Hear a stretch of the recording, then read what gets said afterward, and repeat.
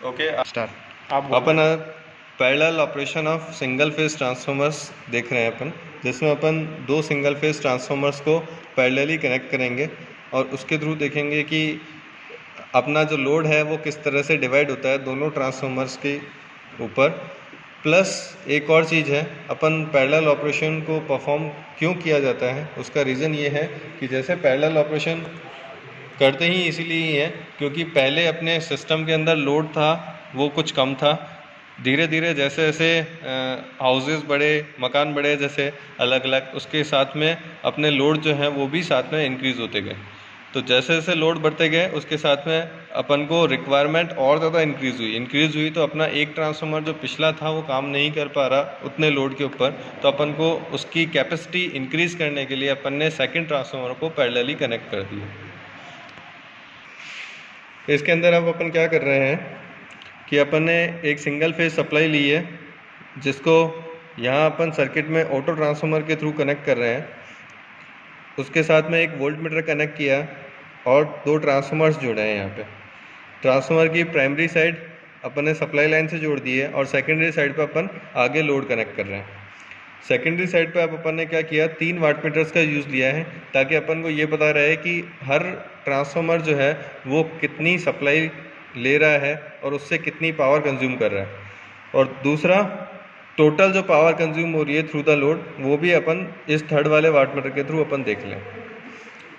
तो अपना जो पहला वाट मीटर है वो कुछ इस तरह से कनेक्टेड है। अपन ने मेन सप्लाई जो है वो ट्रांसफार्मर से जोड़ दी और लाइन को अपन ने लोड की तरफ कनेक्ट कर दिया, और जो वोल्ट मीटर साइड है उसको अपन ने ट्रांसफार्मर के सेकेंडरी साइड पे कनेक्ट कर दिया।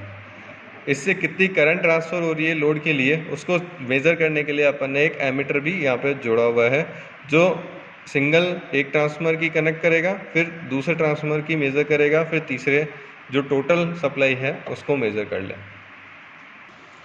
यहाँ पे अपन ने एक 3 फेज लोड कनेक्ट कर रखा है जिसको अपन सिंगल फेज सप्लाई से जोड़ रहे हैं, इसलिए अपन ने यहाँ पे एक आर साइड जो है उसको डायरेक्टली न्यूट्रल पे अपन ने कनेक्ट कर दिया है। जैसे अपने घर के बाहर जो सप्लाई लाइन आती है वो 3 फेज सप्लाई होती है, फिर अपन उसको क्या करते हैं एक सिंगल फेज सप्लाई से अपने घर के अंदर सप्लाई लाइन लेते हैं।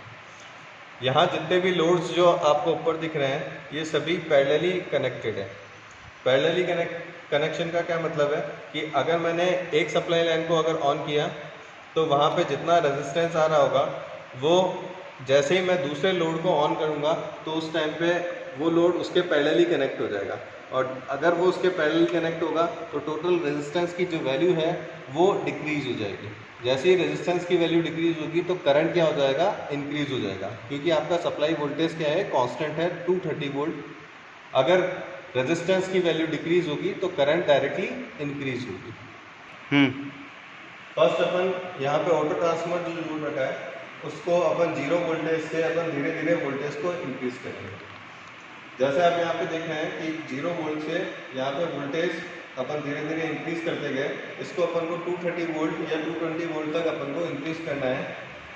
उसके बाद अपन नेक्स्ट प्रोसेस देखेंगे कि अपना जैसे जैसे लोड चेंज होता है उस हिसाब से कैसे अलग अलग ट्रांसफार्मर के ऊपर इफेक्ट आता है। जैसे यहाँ पे अभी अपन ने 220 वोल्ट के समथिंग यहाँ पे सप्लाई दे दी है, अपन ने यहाँ पे सप्लाई दे दी है। इसके बाद में अपन एक एक लोड को ऑन कर रहे हैं। यहाँ से फर्स्ट अपन ने पहला लोड ऑन किया, यहाँ पे फर्स्ट लोड को ऑन करते ही करीबन 230 या 130 के समथिंग रेजिस्टेंस आता है।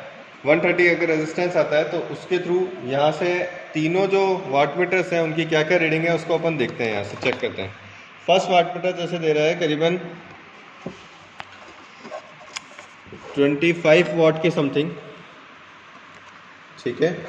इसी तरह से सेकंड वाट मीटर भी करीबन 25 वाट दे रहा है, जबकि थर्ड वाट मीटर क्या है, इन दोनों का समीशन है इसलिए वहाँ पे करीबन 50 वाट आ रही है, ठीक है।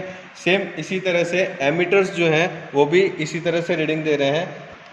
करीबन 0.5 एम्पियर करंट जो है पहले दोनों एमीटर्स के अंदर आ रही है, और टोटल समीशन जो आ रहा है वो करीबन 1 एम्पियर के समथिंग आ रहा है यहाँ पे। अब अपन यहाँ से रेजिस्टिव लोड्स जो एक स्विच ऑन किया था उसके बाद अपन नेक्स्ट स्विच ऑन कर रहे हैं। जैसे सेकंड स्विच ऑन किया, यहाँ पे करंट जो है वो उसी हिसाब से 1 एम्पियर और ज़्यादा इंक्रीज़ हो गई। इसी तरह से आगे अपन अलग अलग लोड जो हैं वो ऑन करते जाएंगे।